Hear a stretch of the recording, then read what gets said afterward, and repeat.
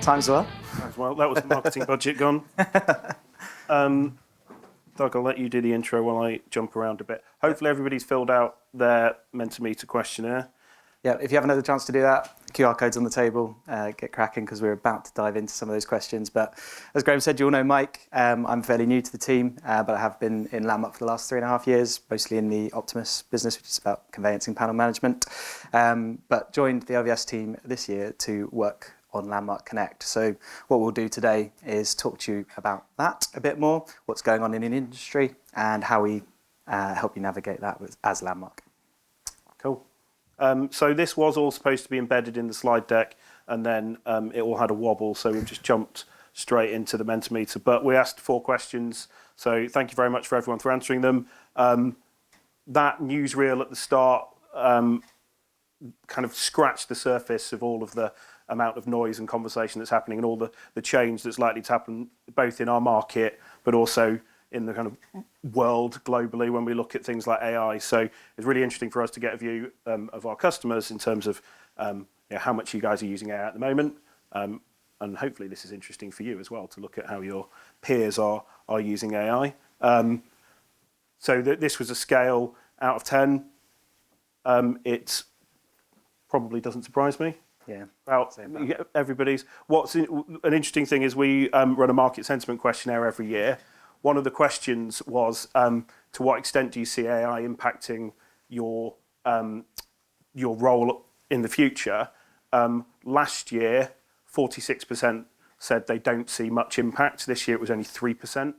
So I think that shows the level of development of AI and the momentum that's there and the fact that we're seeing it everywhere we move. I think that's reflected here as well. Yeah. I think if we change the wording on that question to how much is your business thinking about using AI, the percentage would be a lot higher as well. And I think this answer reflects that as well. The vast majority of people think should be using it more, which again is little surprise. I'll let you deal with this one, Doug. Yeah, no worries. So we next asked, in one word, what impact will home moving reform have on your business? And yep, you can see the big 4 there of exciting and speed, which positive as well, but a huge unknown there around what practical things will happen off the back of that, which completely understandable given that some of these things are very new. Yeah, unknown, unsure. We're out there, and then sustainability. Yep, so sustainability is a hot topic. So again, same thing with one word. What challenges do you face on sustainability? And yeah, again, unsurprising. We've got people from very similar businesses in the room, but cost, training, the unknown again. And it's that uncertainty that really kind of drove us into doing what we've put forward today as well. So hopefully we can start to help our customers navigate these changes a lot more. Right, now let's jump back into where we were. Yeah, so as we mentioned, what we want to talk to you all about today is how we can help to navigate some of that change. As Landmark, we're a big business, but we also speak to a lot of customers like yourselves, and we want to make sure that we are providing that value by helping you through that. So going back to one of the questions about the government reform, obviously in the kind of unknown was a thing that was popped up quite a bit there. When we talk about the future of the market, something that we've been involved in at Landmark is Project 28. You may well have read about this in the trade press. I'll give you a very brief background of what we did and where it's going. Ultimately, it's a market. It's a market project. Landmark were involved from the start, and we were involved with MHCLG as well, who essentially said, "Can you go and get sentiment from the market to help us understand the market's view on what could change and make it easier for people to buy and sell houses?" And so we went away and we came together with a group of lenders, a group of conveyancers, and a group of estate agents. We saw them all individually, and then we saw them in pairs, and then we saw everyone all together. And from that, a charter was built, which is kind of an agreement of 8 points, which everybody within that group believed that if we can do these as an industry, it will make it easier to buy and sell houses, and create more certainty in the process, and ultimately help consumers either get on the property ladder, move along the property ladder, reduce the amount of waste. A third of everything pretty much everyone in this room does goes in the bin. I was going to say down the toilet then, but I've said down the toilet, so there you go. So if we can get rid of that, then we all become more efficient, everyone's lives become easier, everyone saves money. And so I'll let Doug talk about the charter points. Yeah, I mean, we won't go into all of them, but if you think about where people in this room might be most interested, we've got bits around upfront data, condition reports, how we get those front and centre, make sure those decisions can be made early, information can be passed more easily as well. So on 3, having that kind of data collection and availability becomes really key.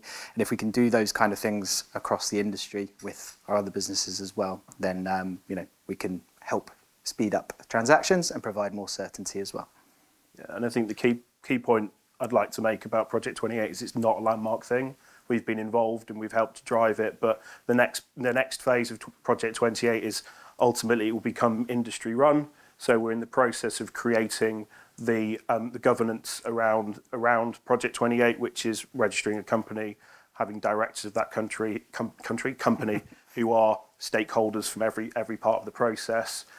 So it can become an industry run thing to help generate the views from the industry and help celebrate success. And ultimately that's where we are at the moment, is people who are doing aspects of this. We're really interested for them to share the success of those and share those within the group, because that's going to help the government reform that's been looked at. And of the on the site of the government reform, if you look at that, at the very bottom there's 7 references.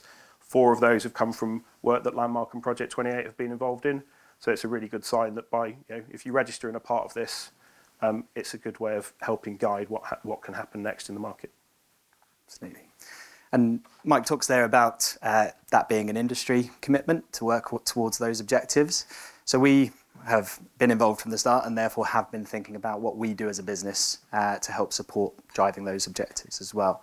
So when we did that and we look across the estate of our businesses, we've got fingers in a lot of pies, as you can see.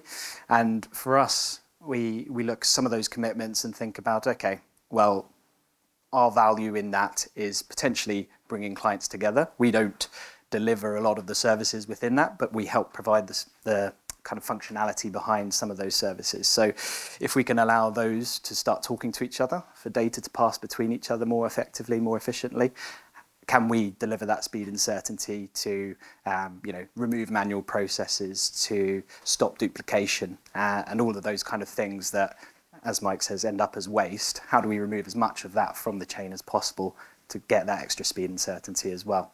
So from that thinking has come LandmarkConnect. So Graham mentioned earlier, you talked a bit about this last year. Obviously, the thinking is constantly evolving. Essentially, what it will be is it's a strategy, but it's also a single-use platform, as we talked about, where each stakeholder in the industry can come in, get the data they need to do the job they need to do, and allow them to share the data with other stakeholders to allow them to do their job easier as well. And by doing that and creating that environment, what we do is we stop that duplication, we make things much more easy for stakeholders to do their jobs, and we provide a lot of efficiency gains through the process as well. So in terms of kind of what that platform does and will look like, etc., those things are still being discussed, but ultimately the functionality is to make all of your lives easier. In terms of how it will work as well, in terms of our partners, competitors, etc., this is meant to be something that helps all. So it won't be exclusive to Landmark products and services either. It'll be something that we allow competitors, etc., to be able to put their products front and center and allow that connectivity, because when we have that connectivity and we allow that data passage, etc., that's when we all win. And the more transactions that get done more quickly, more efficiently, the more we all benefit from that as well. So the next thing we looked at, and the attentive among you will notice that we've covered the LandmarkConnect bit of the start of it, and now we're on changing market and the questions around AI. So we've just launched our first AI-driven product, which is on the LandmarkConnect platform. it's a conveyancing-based product, so it's obviously not directly relevant to everybody in this room, but what we wanted to do is show you it quickly, show you how it works, because you will notice that the UI and the system that it's running from looks very similar to what you'll see later on that Nikki and Carl will show you, and that's because it's ultimately the same system. It's a LandmarkConnect system, and we've got the AI technology running in the background. I think if we'd have asked another question about concerns that people have about adopting AI, the likelihood is that governance and security and accuracy would be way up there with everybody's concerns. And so we've taken the decision to kind of ease our way into the use of it. So we've used a very specific, very tightly guarded use case for the use of AI. And it's effective, and it serves a purpose for what it does, and it's gone down very well with the conveyancers. But that's kind of the first drop in the ocean. So we were taking our time and making sure that we use it in an accurate way. And if I click on this, we should start to see a video. So this is going cool, perfect. So this is Contract Pack Vault. What we've done is we've created a contract pack. It's asking the conveyancer to attach documents that are required for that contract pack.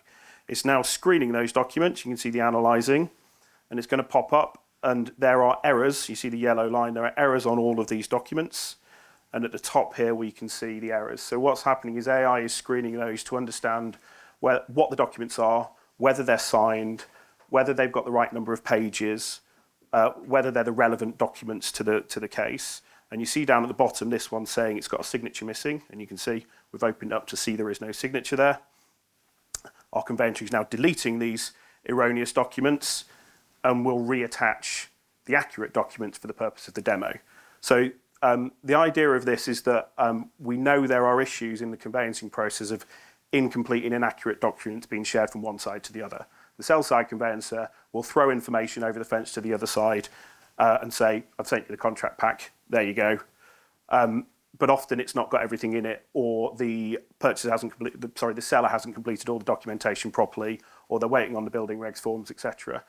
Contract Pack Vault will use the AI to screen all the documents and say, these are the ones you have got, these are the ones that are missing.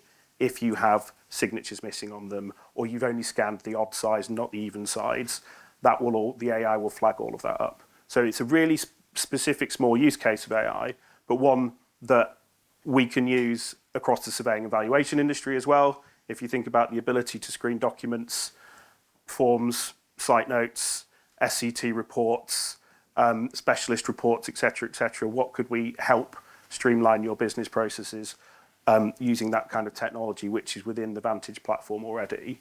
And that's what we would love to start to come and talk to you guys about and get some of those use cases out. Yeah, and in the Connect environment as well, the benefit of that new technology is we can build it once and then reuse it for different business cases wherever we think it suits best. So, as Mike says, that kind of process is easily mapped into various other sectors.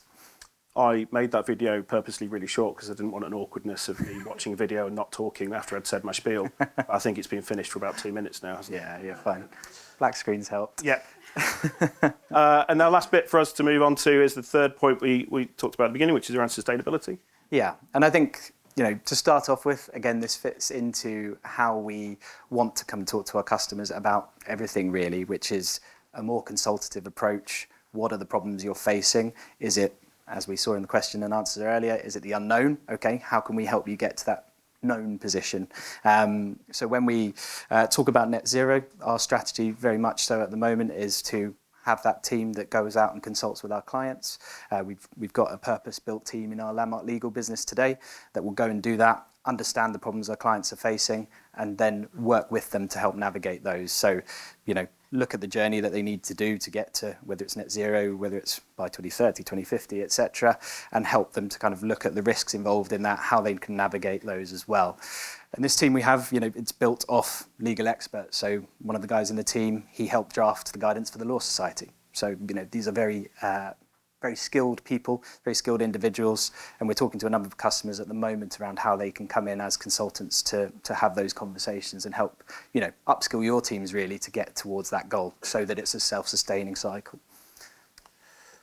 And the final point is that we're on this journey with you. Landmark have made the net zero commitment, and so we're yeah, we're going through it. Everyone's going through it together. It's an important thing for us, our own net zero pledge. So, there's two parts to this. There's a bit where we can help companies in their net zero journey, but also we're doing it ourselves. So we are walking the walk as well as talking the talk when it comes to net zero. Yeah, and if you think about kind of supply chain and where those, I think Scope 3 emissions come in, that is everyone's biggest challenge, is managing that supply chain. And if we're working together in a connected way, that becomes quite a significant part of your supply chain then that is, committed to driving net zero as well. And that was us. Yeah, pretty much. We talked about the disruption in the industry, AI obviously driving a lot of that. Climate change, sustainability, home moving reform, all those things that we flashed up at the beginning, those are all difficult to navigate. A lot of people are seeing those challenges as things with unknown outcomes at the moment. So let's talk, let's work out the best way through that. We're happy to have these conversations now. Connect is here. We've got products and services that are shaving time off the transaction already. Contract Pack Vault is one of them, but we've got things in our conveyancing business and things elsewhere as well that are already looking to solve those problems for customers. So, there's no need to wait for platforms, things like that. We can have these conversations now.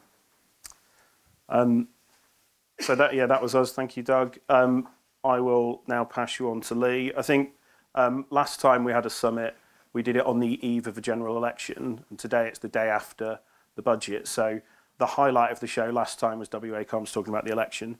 I'm not going to put any pressure on you, Lee, but I suspect you'll be the highlight of today as well. And if anyone wants any kind of major political event to happen, just ask us to plan a summit, and it's probably likely to happen.